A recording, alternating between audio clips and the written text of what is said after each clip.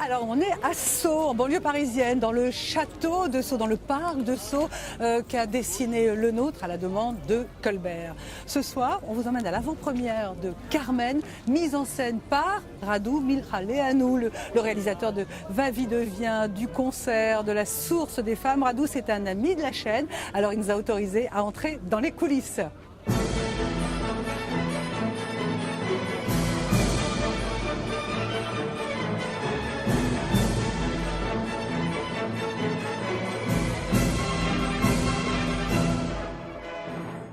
Carmen, c'est l'un des opéras les plus joués au monde. Pourtant, c'était vraiment pas gagné à ses débuts. La première fois que ça a été joué, c'était en 1875. L'orchestre était calamiteux, les décors étaient épouvantables. La critique a trouvé ça ignoble et le public était très réticent. Cet opéra, c'est dans le cadre des opéras en plein air. C'est intéressant parce que c'est un opéra qui permet à chaque personnalité, chaque année, de s'exercer à la mise en scène de l'opéra. Il y a eu Patrick Poivre d'Arvor, il y a eu Julie Gaillet, il y a eu Ariel Dombal. Et cette année, c'est Radu qui est en train de parler et qu'on va les retrouver dans quelques instants. Alors Radu, bravo, merci d'abord de nous accueillir ici dans les coulisses. C'est nouveau ça? C'est nouveau l'opéra pour moi en tout cas, et en plus l'opéra en plein air, mais c'est magnifique. J'ai hâte, on est le soir de la Générale Publique, donc c'est la première fois que le public va voir ça après 3 mois de travail. Donc, Inch'Allah, comme on dit chez nous les Juifs, hein. J'espère que ça se passera bien. Ah bien, on a hâte, regardez la scène, là. Vous avez la trouille là, ça vous fait quelque chose? J'ai un peu la trouille, ça c'est certain. Quand ça sera rempli, je vais commencer à fouetter, comme on dit. Mais j'espère que le flamboyant et l'ambiance va très vite gagner et que je vais être plutôt enthousiaste et comme un spectateur, même si à chaque fois je vais trembler en me disant est-ce qu'ils rentrent à temps, est-ce qu'ils chantent bien, est-ce qu'ils dansent bien, est-ce que tout est comme prévu, les lumières, le son, tout.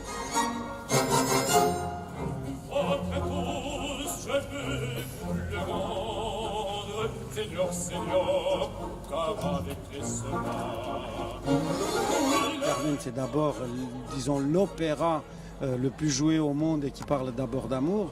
Mais pour moi, l'amour n'est pas que l'amour individuel, c'est aussi l'amour, on est dans une société.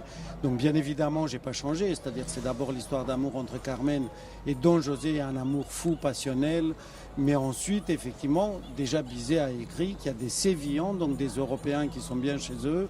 Et en face, Carmen fait partie des Bohémiens, donc de ceux qui arrivent, des immigrés. Les Bohémiens sont tous les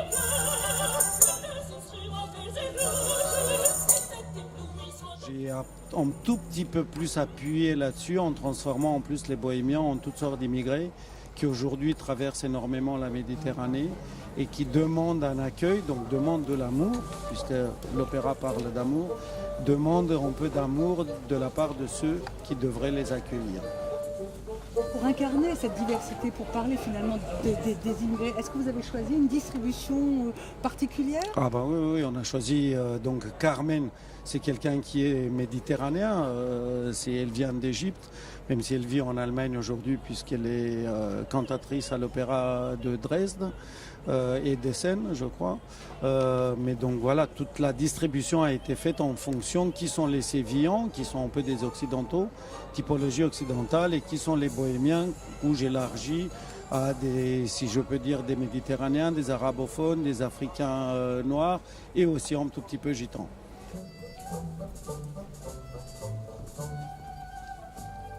Il faut que tout marche et surtout que ça plaise aux spectateurs. Il faut qu'on emporte, qu'on soulève les spectateurs. C'est ça la mise en scène, tout en passant un message, mais il faut que ça soit du spectacle. Si je peux rendre l'opéra populaire, ça c'est vraiment pari réussi.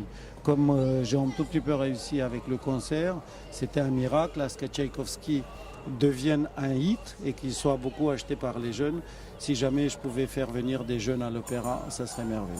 Vous allez réussir. Merci. Merci à vous. Merci.